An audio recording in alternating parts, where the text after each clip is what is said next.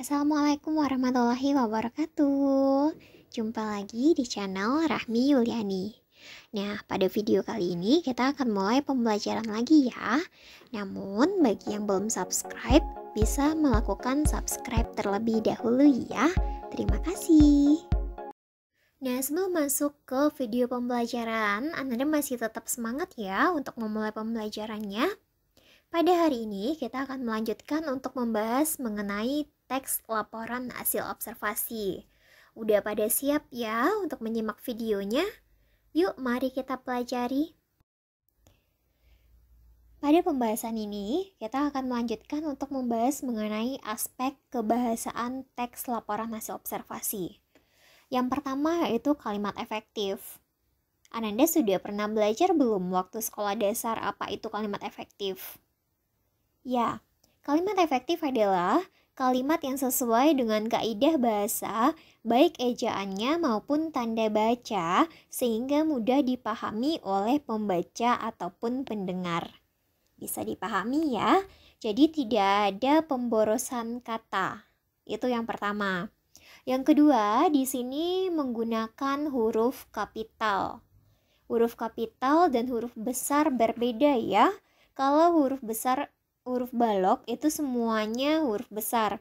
Kalau huruf kapital itu digunakan pada huruf pertama pada kalimat, nama diri, nama geografi jika kata yang mendahulunya menggambarkan kekhasan budaya. Jadi tidak ada lagi dalam pemikiran Ananda bahwasanya huruf kapital itu adalah huruf besar ya. Kemudian ciri yang ketiga adalah tanda koma. Tanda koma dalam teks hasil observasi dipakai di belakang kata penghubung antar kalimat yang terdapat pada awal kalimat. Misalnya, jadi. Kemudian, dengan demikian. Maka setelah kata penghubung itu diberikan tanda koma. Kemudian berikutnya, yang keempat adalah tanda titik. Sudah pada tahu dong ya, tanda titik letaknya ada di mana? Ya, tanda titik digunakan untuk mengakhiri kalimat berita. Selain itu, tanda titik juga dapat digunakan untuk penulisan angka. Yang terakhir, aspek kebahasaannya adalah imbuhan asing. Imbuhan asing itu ada dua, ada awalan asing dan juga ada akhiran asing yang berupa is dan isasi. Kita bahas yang pertama terlebih dahulu, awalan asing. Awalan asing sering digunakan pada istilah-istilah bahasa Indonesia. Dalam laporan hasil observasi, sering digunakan awalan asing, misalnya anti, kemudian bi, kemudian de, ekstra, hiper, infra. Bisa dipahami ya? Kemudian, untuk yang kedua adalah akhiran asing yang akhirannya berupa is dan isasi. Akhiran is memiliki makna bersangkutan dengan. Akhiran is merupakan adaptasi dari bahasa Belanda dan bahasa Inggris. Sementara itu, akhiran isasi menyatakan proses atau menjadikan sesuatu.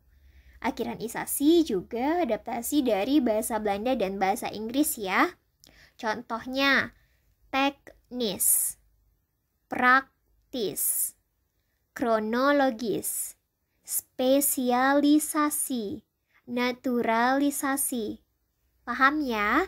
Jadi pada akhirnya itu ada akhiran asing is. Kalau naturalisasi berarti menggunakan akhiran asing isasi. Dapat dipahami ya untuk aspek kebahasaan teks laporan hasil observasi. Kalau tadi kita sudah membahas mengenai aspek kebahasaannya, sekarang kita mulai menyusun teks laporan hasil observasi.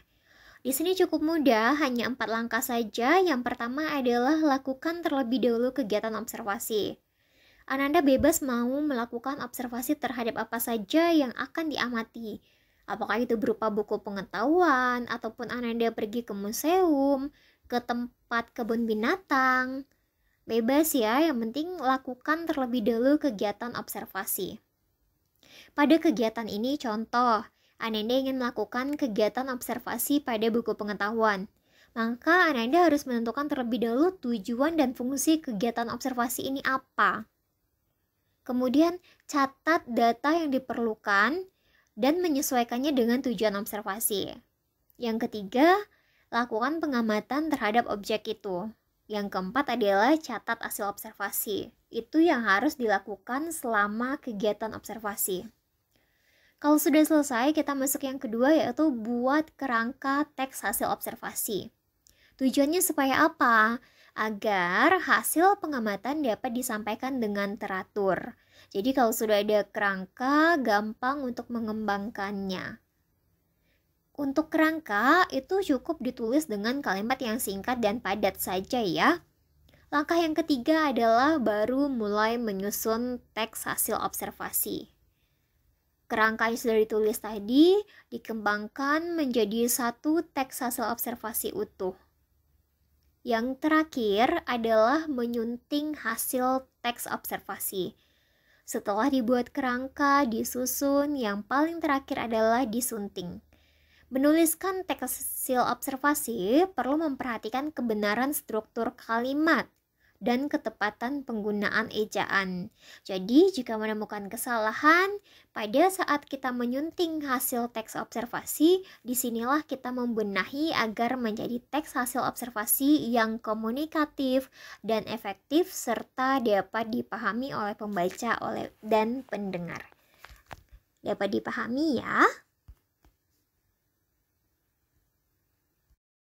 Nah, untuk kegiatan terakhir tentu saja kita akan menulis mengenai teks laporan hasil observasi ya. Di sini Anda bisa melihat untuk contoh teks laporan hasil observasi. Pada poin A itu adalah pelapor, siapa yang melakukan observasinya. Kemudian pada poin B adalah objek yang diamati. Di sini untuk contohnya adalah yang diobservasi adalah buku pengetahuan. Kemudian yang C adalah waktu pengamatan. Kapan dilakukan observasi tersebut. Kemudian pada poin D adalah tempat pengamatan. Kalau di rumah Anda ada buku pengetahuan bisa dilakukan di rumah. Kalau Anda membaca buku pengetahuannya di perpustakaan sekolah, maka ditulis di sini di perpustakaan. Pada poin E itu ada tujuan pengamatan. Kebetulan di sini untuk buku pengetahuannya adalah mengenai daun sirih, maka tujuannya mengetahui daun sirih dan khasiatnya bagi kesehatan. Dan yang terakhir, itu adalah hasil pengamatan. Mohon maaf, dua terakhir ya, ada hasil pengamatan.